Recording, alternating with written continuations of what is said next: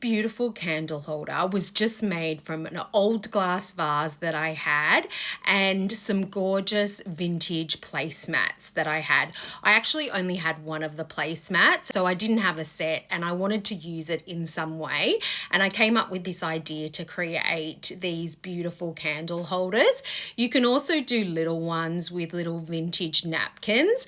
And I mean, it's a great way to use those vintage napkins where you might just have one or two and not a full set. So let me teach you how to do it. It's super easy to recreate, and at the end I'll show you them styled on a table.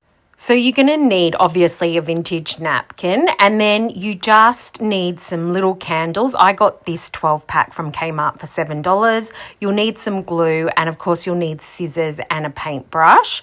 You basically just cut out the piece of your napkin so that the embroidery is obviously centered. The piece is long enough to wrap all the way around, obviously.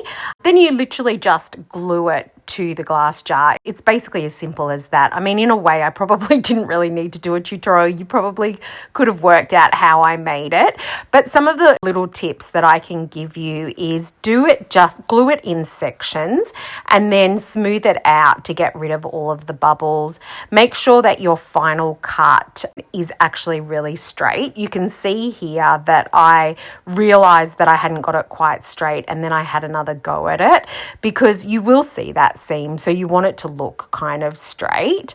And then I just trim the top all the way down to the glass, and that way you're not going to have any kind of leftover fabric that could potentially burn. And then I leave a little edge on the bottom and I literally just fold it over.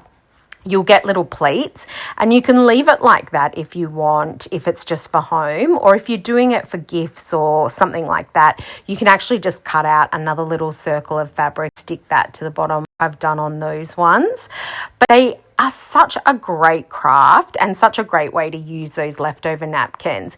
This is them styled on a beautiful table, and don't they look gorgeous? They just kind of glow. I absolutely love them.